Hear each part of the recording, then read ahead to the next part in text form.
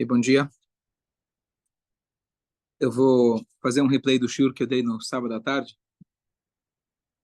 A gente, na parashá da semana passada, a parashat Lech Lechá, a Torá se estende numa história que eu sempre achei bastante difícil de achar a relevância dela. Uma vez eu estava fazendo um ciclo de Humash, começando toda a história, dando shiurim. Aí a pessoa falou, só isso que você tem a comentar? Eu falei, só. Não sei mais nada. Esse ano eu decidi me aprofundar, que é a história dos 4 reis contra os 5 reis. A Torá conta uma história, a gente sabe que cada letra na Torá é extremamente precisa, de cada letra se aprende alguma coisa, e de repente tem toda uma história. O final da história, a gente entende a relevância. O final da história é que Lot, o sobrinho de Abraham, que tinha ido para a cidade de Sodom, foi capturado. Abraham foi na cara e na coragem, ele lutou para resgatar o sobrinho dele, que a gente já vê a coragem que a gente tem que ter para salvar um Yehudi que foi raptado, que a Hashem possa trazer todos os nossos irmãos que foram raptados de volta com segurança, com saúde para casa. E ele foi lá na cara e na coragem, e conforme uma explicação, ele foi com 308 soldados, conforme a explicação do Midrash, foi ele com o Eliezer, só. E eles lutaram contra 4 impérios e ganharam de forma milagrosa. A linguagem é que os Chachamim falam que a areia se transformou em flechas. Você jogava areia, transformava em flecha. Mais ou menos o que acontece hoje em dia. Como que a gente consegue um grão de arroz no meio desse universo inteiro de mundo árabe em volta da gente? Como que a gente está lá? Não tem lógica, explicação nenhuma. A gente joga a terra e a Hashem faz transformar em flechas nossos inimigos que estão no Irã, que estão no Líbano e qualquer outro lugar, se transforma em flecha e acerta. E Bezat Hashem que todos os inimigos de Israel possam ser eliminados. Então, esse é o final da história. Mas o começo da história, a Torá começa a se prolongar. Olha, tinham 4 reis. Esses 4 reis, a Torá fala o nome de cada um deles e começa a falar que tinha 5 reis que tinham que pagar impostos para eles, pagaram por muito tempo, depois deixaram de pagar, e aí depois eles fizeram uma rebelião, quando deixaram de pagar, e aí teve uma guerra, e começa a descrever o nome de cada um dos reis, o nome da cidade de cada um deles, aonde eles passam, vão fazendo guerra, com quem eles fizeram guerra, tipo de coisa que eu não sei quem são esses povos, o que tem a ver com a gente. Então toda essa história parece desnecessária. Essa é a pergunta, isso que me provoca quando eu leio anualmente essa passagem. Então, se aprofundando um pouco mais, uma coisa que achei muito, muito bonita, interessante, que essa foi a primeira guerra mundial.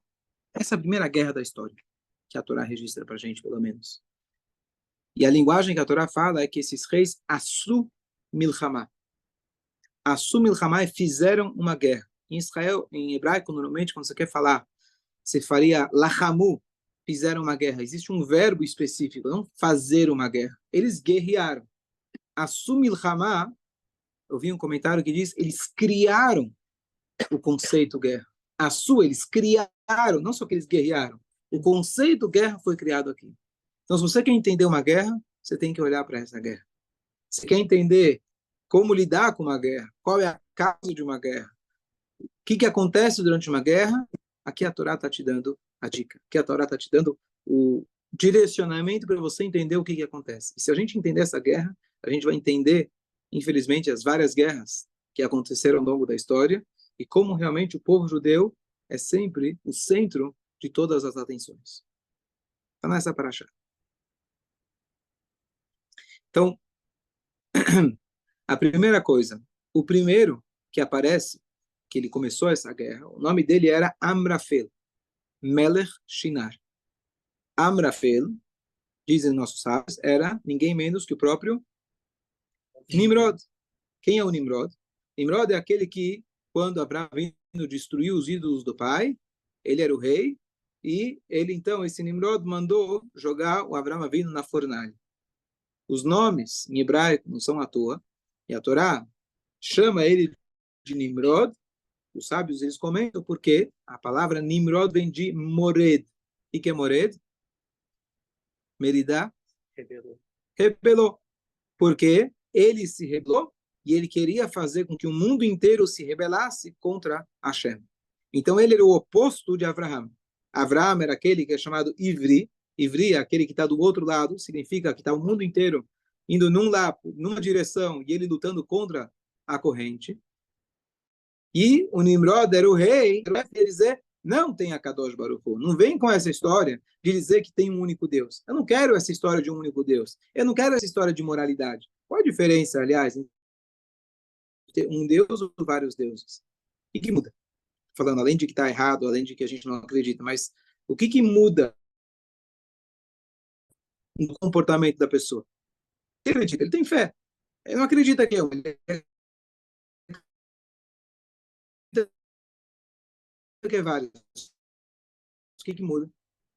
Cada ação é justificada por outro Deus. A pessoa vive confusa. Existe uma guerra de poderes, porque se cada Deus, se cada poder da natureza é um outro Deus, então tem uma guerra pelo poder. Quem é que vai mandar? E eu preciso fazer o quê? O tempo todo está querendo agradar aquilo que me convém. Então, número um, o maior de todos os deuses nessa história sou eu mesmo. Porque o que eu quero? Eu quero extrair de cada um dos deuses o melhor, o que seja mais conveniente para mim. A outra coisa, eu não preciso ter um único direcionamento e submissão na minha vida. Hoje eu preciso do vento, então eu vou rezar para o vento. Aí quando não preciso mais dele, eu descarto, eu rezo para o outro. E assim eu não tenho uma única direção e eu não tenho aquela submissão para Hashem. Na hora que você aceita que tem um único Deus, você não tem para onde fugir. Você não tem para onde escapar. Você tem que aceitar que só existe Hashem. Se uma pessoa se esconder dentro dos esconderijos, Hashem vai estar lá. Então, aceitar isso, psicologicamente, era muito difícil. Além de filosoficamente ser uma mudança de paradigma, psicologicamente, você precisa ter uma submissão. Você precisa ter uma aceitação, que é aquilo que a gente fala todo dia. Hashem, ok, Hashem errado. Isso é muito difícil. O Nimrod não queria aceitar isso. Ele preferia viver do jeito dele. A essência da idolatria é o teu próprio ego. Resolver o que eu preciso. Eu apelo para aquele Deus que vai resolver o meu problema. Então, quem é o Deus? Sou eu. Quem é o centro das atenções? Sou eu. Na hora que eu falo Hashem, Elokeinu Hashem Echad, significa que eu preciso, eu, fazer o que Hashem quer. Então, o Nimrod, ele tinha esse objetivo na vida dele. Quando Avram era pequeno, ele tentou acabar com Avram. Só que Hashem protegeu, ele sobreviveu à fornalha e não conseguiu. Não só que ele não conseguiu, na hora que ele saiu vivo da fornalha, qual foi a mensagem que isso ele conseguiu transmitir para o mundo? Que Hashem é o Deus do fogo, que Hashem é o Deus da água, que Hashem é o único Deus. Opa, fez uma propaganda, eu achei que eu ia jogar ele na fornalha, ia sair ganhando, de repente, eu joguei ele na fornalha e ele ganhou mais pontos. Então aquilo ficou guardado para o Nimrod. Alguns comentaristas dizem que Nimrod naquela hora ele fez tshuva. Na hora que ele viu, ele fez tshuva. Só que quando você faz tshuva baseado num milagre pontual, não é verdadeira tshuva.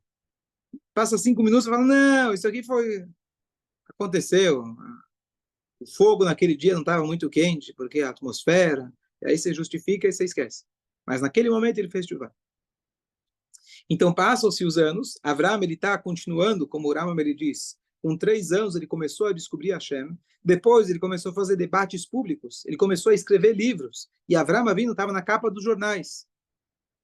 Esse maluco, ele está aqui querendo transformar, mas ele ia ganhando cada vez mais força. A Torá fala para a gente logo no início do Berachá, Vetanefesh asher asu becharan. Quando ele saiu, Deus falou para ele, sai da tua casa, ele levou junto um time, um estádio de futebol, um monte de gente que estava seguindo Avraham Avinu.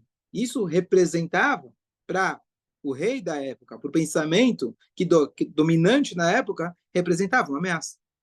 Qual que é o repensamento? O pensamento é, eu sou Nimrod, eu não aceito Hashem. E Avraham Avinu, o pequeno judeu, ele está representando uma ameaça para esse grande império. O que ele faz? Ele se junta com outros grandes impérios. Como você faz uma guerra? Qual que é a desculpa para fazer uma guerra? Todo mundo sabe, desde Caim e Abel, Deus já deixou muito claro que matar o outro não é legal. Mas é um pretexto, às vezes, muito bom. Você fala o seguinte, olha, por que existe guerra no mundo? Porque existem formas diferentes de pensar. O que é meu, o que é teu, o dinheiro, como diz Marx. Então, o que você faz? Vamos resolver. Eu vou ser o rei. Se todo mundo me respeitar, vai ter paz. Essa é a desculpa de muitos impérios que quiseram conquistar o mundo, seja lutando pela liberdade, fraternidade, sejam aqueles que estão lutando pela revolução comunista. Se todo mundo acreditar como eu, Se a gente eliminar as diferenças, resolver um problema do mundo. Pax Romana. Hã? Paz romana. A paz romana e a paz também americana. Os Estados Unidos se metem em um monte de guerras, um monte de brigas que não tem nada a ver, porque eles estão lutando supostamente pela liberdade. Então, um país como Cuba, que não tem liberdade, a gente vai fazer um embargo, a gente vai lutar. Mas, no fundo, o que eles estão querendo? Domínio. Tá certo? Melhor esse domínio de liberdade do que outros. Para o Hashem, é um país de paz.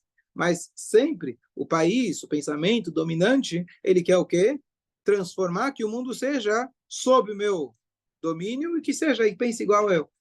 Então esse é o pensamento de Amrafel. Nimrod, o nome dele já diz, ele queria morer, ele queria fazer, não só ele queria transformar o pensamento do mundo. E com esse pretexto, ele faz uma guerra. Essa guerra, aparentemente, é uma guerra que tem 4 reis, 5 reis, depois o Lot, por acaso, ele foi raptado, chega o Abraão e vai lutar. Não tem nada de por acaso. Na verdade, o Lot e o Abraão eram o centro dessa guerra, por mais que não pareça. Os judeus eles estão no centro da guerra. Vamos pegar, por exemplo, a Segunda Guerra Mundial, do Aleno, depois que o Hitler e Marshimov, que o nome dele seja apagado, depois que ele já viu que ele já estava perdendo, ainda assim ele continuou garantindo que, lá além dos nossos irmãos, nossos antepassados, fossem para as câmeras de gás. Você já perdeu a guerra? Não. O objetivo dele era outro. O objetivo dele era outro.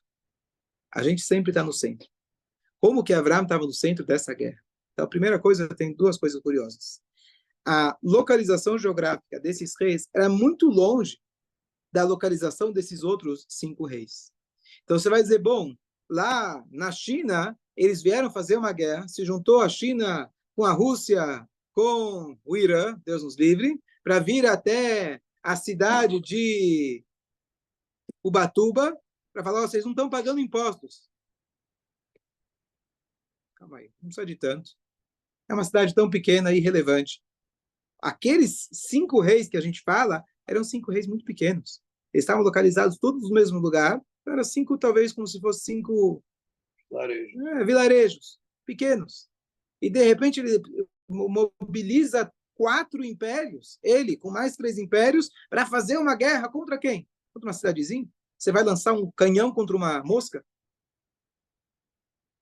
A verdade que estava por trás, não só isso, eles estavam muito longe. A distância que eles estavam no Iraque. Eles tinham que ir até Sodom, que é lá onde está o Mar Morto.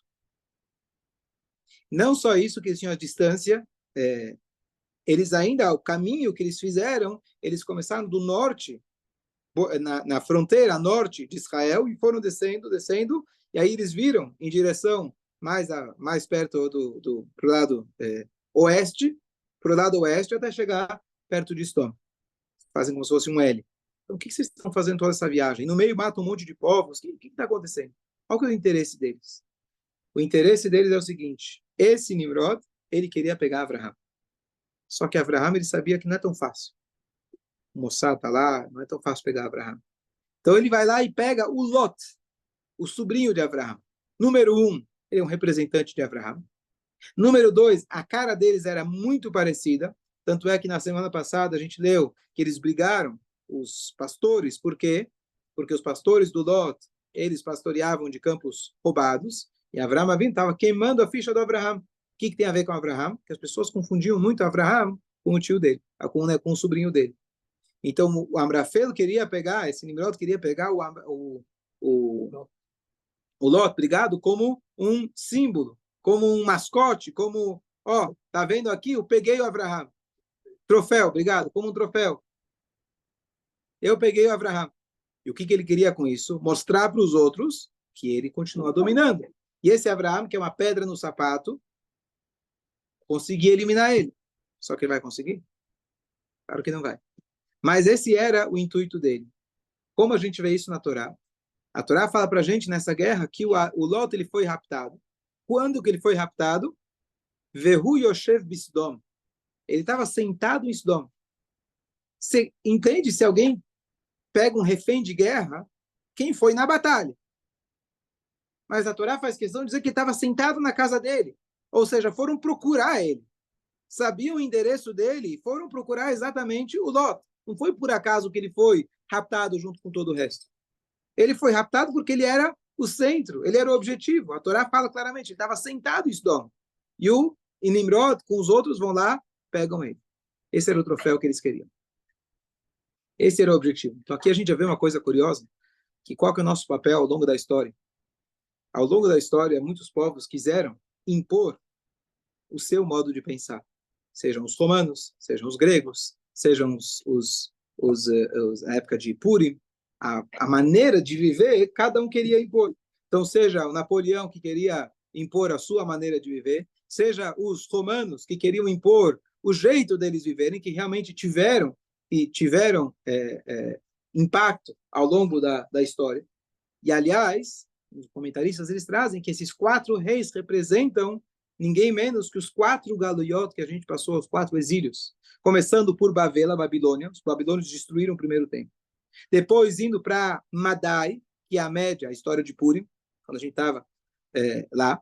Depois Yavan, que são os gregos. Aconteceu a história de Hanukkah. E depois, quem sobra? Os romanos. Certo? Os romanos.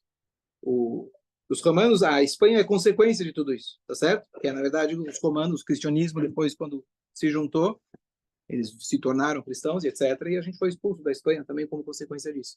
Inclusive, o nome desse último era Melech Goim, rei de povos.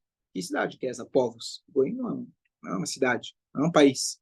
Goim, então, dizem nossos sábios que isso se refere a esse último reinado, romanos, que ele vai ser o que maior vai ter impacto em tempo e geograficamente.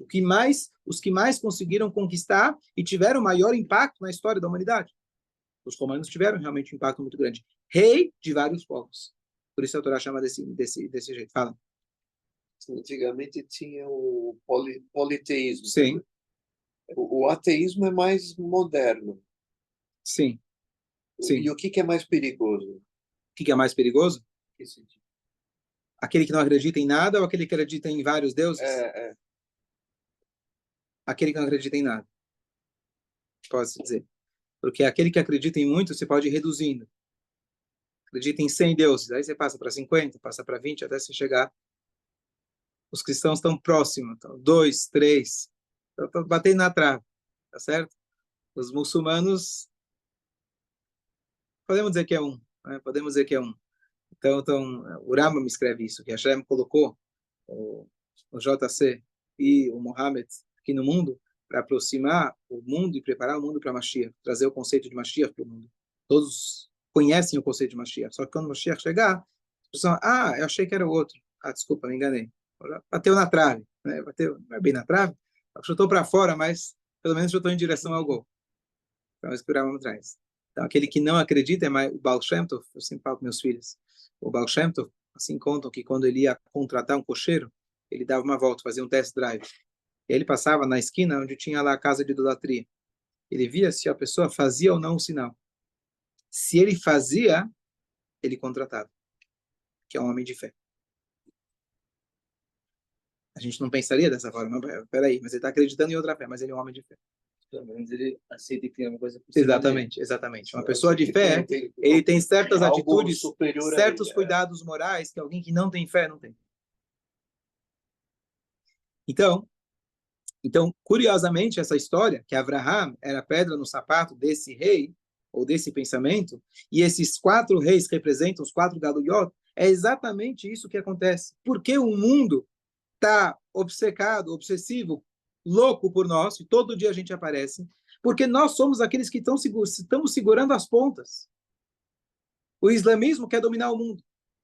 Quem está segurando as pontas? Quem é que está colocando seus soldados à disposição, morrendo para segurar aquilo que pode, Deus nos livre, vir algo que vai depois vir um 11 de setembro, Deus nos livre, que vira uma maneira de querer conquistar todo o mundo que pensa diferente? Quem que está no meio dessa história? Somos nós. Somos nós. Ou seja, tem alguém querendo conquistar o mundo com a sua maneira de pensar e somos nós segurando.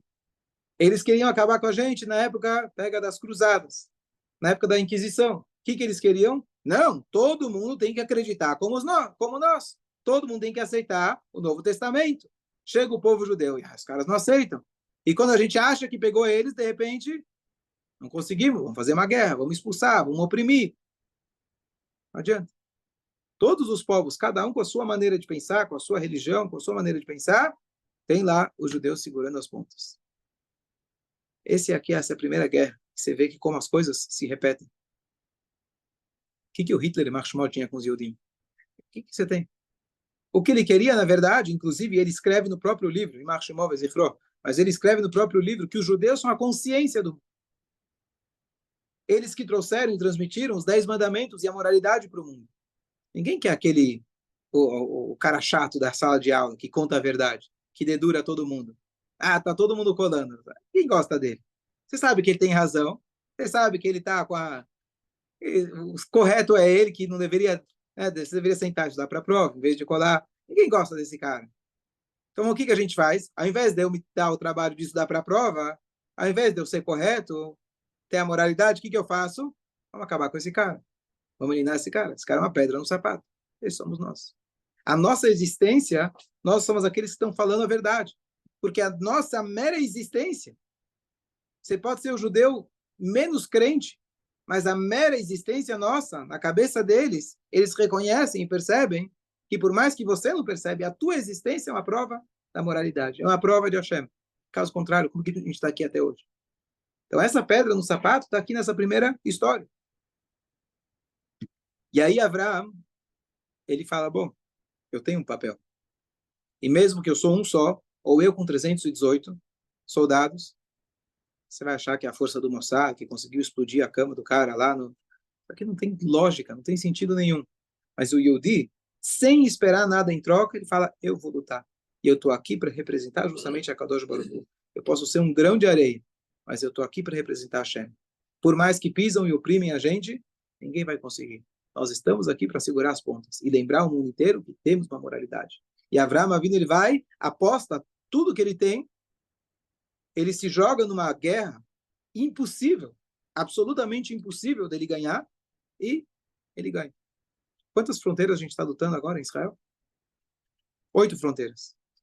Qual que é a lógica? Qual que é a lógica? Não tem sentido nenhum. Mas a gente vai segurando as pontas e a Hashem vai dando força para a gente. Então esse é o Avraham Avinu.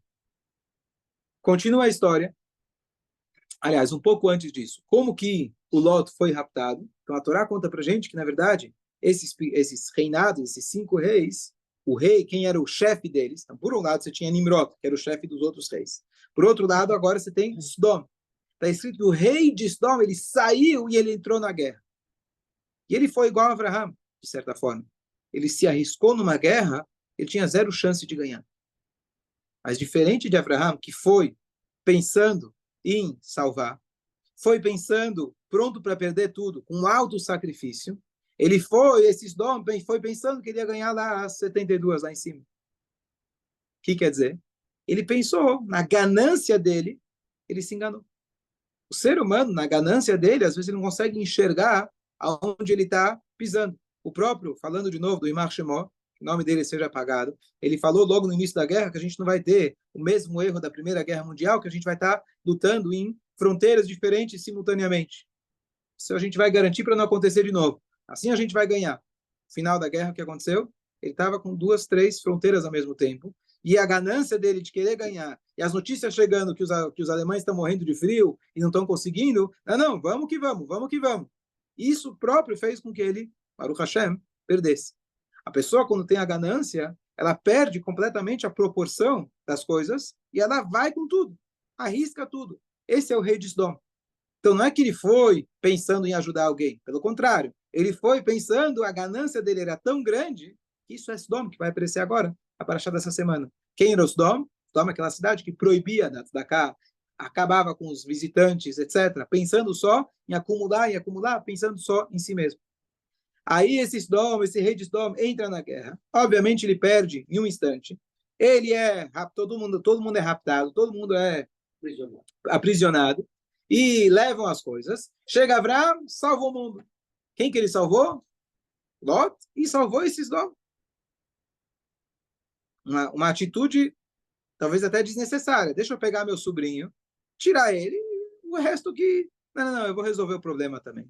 Eu vou mandar lá os caminhões de comida para Gaza, vou dar luz para eles, eu vou tomar conta do mundo inteiro, que a gente se preocupa com o mundo todo. Tiver um problema em Brumadinho, a gente vai mandar lá também, a gente vai cuidar do mundo inteiro, não tem problema. Abraão, ele se mete nessa e ele devolve Sodom, traz todo mundo de volta, traz o dinheiro de volta. O que você esperaria? Se eu fosse o rei de Sodom, o que você deveria falar? Abraão, obrigado. Como que eu posso te ajudar? Tudo teu. Qual que é a primeira coisa que ele fala? Lembra? Hã? Tenle, tenle, tenle a nefesh, me dá. A primeira coisa que ele fala é me dá. Ó, tô sendo bonzinho. Me dá só as pessoas e fica com as coisas. Você não tem direito a nada. Você estava preso. Mas a primeira coisa que ele fala é tenle, me dá. E Abraão vindo e fala, eu não preciso de nada. Porque eu nunca entrei nessa guerra com interesse, com ganância. Entrei nessa guerra para representar Hashem. Eu entrei nessa guerra para salvar o Lot, para salvar o que Lot representa. E esse é o Yehudi. Ele não entrou nessa guerra para algum interesse financeiro, econômico, ganância, querer mudar o mundo na maneira de pensar. Ele está aqui para representar Hashem. Esse é Avraham Avinu. Ele fala, não quero nada. Imechut vastroch nada, não quero nada. Nem um fio de sapato, não quero nada. Zero. E ele abre mão de tudo. Nessa hora, mais um ponto importante dessa guerra, os acontecimentos, especialmente acontecimentos grandes que acontecem na história e no nosso dia a dia, a gente tem que prestar atenção. Hashem, ele manda sinais para a gente. Quando você está na estrada e começa a acender a luz do painel, você não dá um soco no painel e fala que esse painel está me atrapalhando a vida. Isso é um sinal. Se você tem inteligência, você vai falar, opa, deixa eu parar o carro, ver o que está acontecendo, mandar no mecânico e ver o que eu posso fazer para evitar um problema maior. Hashem dá para cada um de nós sinais. A gente tem que estar esperto, tem que estar atento para ver o que a Hashem está mandando de sinal. Quando acontecem coisas grandes, a gente tem que parar e meditar qual que é o sinal para mim, pessoalmente. Eu tenho que aprender disso uma lição. E aí, então, o Lot, que ele foi raptado. Depois que ele vê essa atitude do rei de onde ele morava, que entrou numa guerra desnecessária, uma guerra que ele foi pela ganância, depois que volta da guerra, ele fala, me dá, me dá, me dá, me dá. Meu, o que você está fazendo isso, Dom? O que você está morando nessa cidade? Vai embora. Você tinha brigado com Abraham, vai fazer as pazes, volta e vai morar com ele. Mas o Lot, infelizmente, não aprende, ele vai, volta para a cidade dele. Fala, Abraham, obrigado, você me salvou, hasta la vista, te vejo da próxima. E ele casa as filhas dele com pessoas de Sodom. Ele quer se integrar, ele quer fazer parte da turma, ele não quer ser diferente, achando que ia ser bom. Um judeu, eu vou ser igual a todo mundo. Funciona. Na hora do vamos ver, você é o judeu. Você vê Aichad Baladun, Lishpot, você veio aqui, agora você já virou a paraxá dessa semana? Quem você acha que você é? Ele já estava com as filhas casadas, ele conseguiu uma posição no Supremo Tribunal, ele era lá o juiz, era ministro lá em Brasília. Opa, agora eu sou sedomita. Chegaram na hora do vamos ver, seu judeu desgraçado. Foi o jeito que eles trataram ele. Não falaram judeu, que não tinha esse nome, mas é o jeito que eles tratam ele desse jeito. Então, ele deveria ter aprendido essa lição, que ele estava no lugar errado. Ele deveria ter voltado para Abraão. E essa é a mensagem, essa é a conexão, também a importância dessa guerra, que a Torá está contando toda essa história, além da gente entender isso para o futuro, mas por próprio contexto da história que estava acontecendo, que a gente está lendo da sequência da semana, aqui também tem uma importância. O Lot deveria ter aprendido com quem que ele estava lidando. Mas ele não aprendeu, e aí vem nessa semana, e agora o Lot vai ter que ser resgatado de novo, pela segunda vez, agora de Sodom, para ele poder salvar. E aí ele vai perder os genros dele, a esposa dele vai virar uma estátua de sal, ele vai perder a família dele. Por quê? Porque ele não aprendeu a lição anterior. Então aqui tem mais uma mensagem importante com essa passagem de Sodom. E só para concluir, essa foi a primeira guerra. Dizem os nossos sábios, comentaristas, falam que a primeira guerra está ligada com a última guerra. E aí a linguagem que nossos sábios dizem é, se você vê que os reinados estão brigando um com o outro, os grandes impérios, espere e anseie por Mashiach. Mashiach está na porta. As guerras mundiais, os impérios brigando um com o outro, lembra essa primeira história. E, faltou um ponto muito, muito importante. Eu esqueci de falar essa pergunta no início. A Torá dá muita importância para essa história. Porque logo depois dessa história, Deus fala assim, depois disso, Deus vai lá e se promete para Abraham, você vai ter muitos méritos, você vai ter filhos, e faz com ele aquele pacto histórico chamado Brit Ben Abtarim, um pacto muito importante para Abraham. Já prevê que eles vão ser escravos, já prevê que eles vão sair com muito dinheiro, mas esse momento é um momento muito importante. E a Torá faz questão que esse momento aconteceu depois disso. Depois disso, o quê? Da guerra dos 4 reis, com 5 reis. Tá bom, bonito, ele foi lá, resgatou o sobrinho, se sacrificou, é interessante, mas o que a Torá dá tanta importância? Mais um detalhe, a Torá logo no início fala que quando ele guerreou, vai Kalem Laila, ele perseguiu eles à noite. Quando ele perseguiu os reis. Mas a linguagem vai que é dividiu. Dizem nossos sábios que Hashem ele pegou uma noite e dividiu em dois. Eu preciso ter uma noite de milagres. A primeira metade vai para Abraham, a segunda metade vai para o povo sair do Egito. São 2 noites, 2 metades de noite de milagres. Aí você vai perguntar, o que tem a ver a guerra de Abraham com sair do Egito? Sair do Egito é um momento histórico, importantíssimo, que a gente lembra todo dia, Zer Letziat Mitzrayim. O que tem a ver? E a resposta é que essa luta de Abraham foi, na verdade, um protótipo. Foi um protótipo do que seria o povo judeu. É o povo judeu trazendo e mantendo a moralidade aqui nesse mundo. A primeira metade da noite foi reservada para Abraham, e depois esse Abraham ele se multiplicou, foi para o Egito, se transformaram num povo, e agora estão saindo e estão recebendo a Torá, estão lá demonstrando, parou, você achou que ia dominar o mundo, achando que você é Deus, achando que o Nilo é Deus? Acabou, não tem essa. A gente está aqui para receber a Torá e vamos ser as testemunhas de Hashem aqui nesse mundo. Essa é a ligação, e por isso Deus, logo depois dessa história, fala, bom, depois dessa coragem que você demonstrou, de segurar as pontas, de lutar com toda a tua garra contra todos esses impérios, para poder salvar o teu sobrinho, para mostrar o que é moralidade, para ficar aqui como testemunha de Hashem nesse mundo, agora eu já vou te dizer, você vai ser o pai da nação futura, do povo judeu, que vai fazer exatamente isso que você fez. Vamos ser agora o povo de Abraham Avinu. Cada um de nós é um pequeno Abraham Avinu. E a nossa mera existência é essa testemunha. Por isso, infelizmente, quando Deus nos livre, atacam a gente, eles não fazem diferenciações, quem é mais judeu, menos judeu, mais praticante, não faz diferença. A nossa mera existência é esse pequeno Abraham, que isso aconteceu a primeira metade da noite com Abraham, a segunda metade aconteceu com o povo judeu como um todo. Então isso é muito importante, essa história, para a gente lembrar qual é a nossa missão. Eu não estou em Israel, você, Baruch Hashem, mandou teu filho que está lá lutando, Yosef Shai, com toda a coragem, que Hashem dê brachá e saúde para ele e para todos, e muito sucesso. Mas nós estamos aqui sabendo que, se você é um Yehudi, você representa Hashem e a moralidade nesse mundo. Você vai ser aquele cara que, quando você recebeu o troco, alguém me ligou um tempo atrás, falou, eu recebi no Mercado Livre uma entrega a mais que eu nem pedi. O que eu faço? Ela foi lá, ligou no Mercado Livre, tentando devolver, tentando mandar de volta. Esses caras não estão nem aí. Os caras mandam milhões por dia. Eles não têm nem tempo de te atender. Para eles não vale nem a pena. Mas esse aí é o que vai lutar. Eu recebi um troco a mais, recebi alguma coisa a mais, eu vou lá lutar, porque eu estou aqui representando a Hashem aqui nesse mundo. Eu posso ser pequeno, mas daqui ninguém nos tira.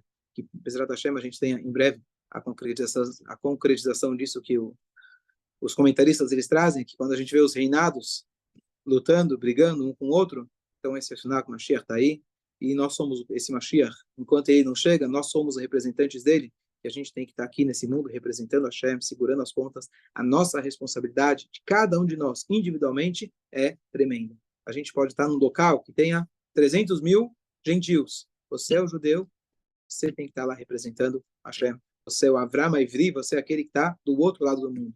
Se Nimrod ele queria lutar e falar que não tem Hashem nesse mundo, tá o Abraham vindo lá lutando, por menor que ele seja, Hashem vai nos ajudar que a gente possa trazer a vitória. E a vitória vai ser consertar esse mundo e fazer com que todo mundo perceba o reinado único de Hashem.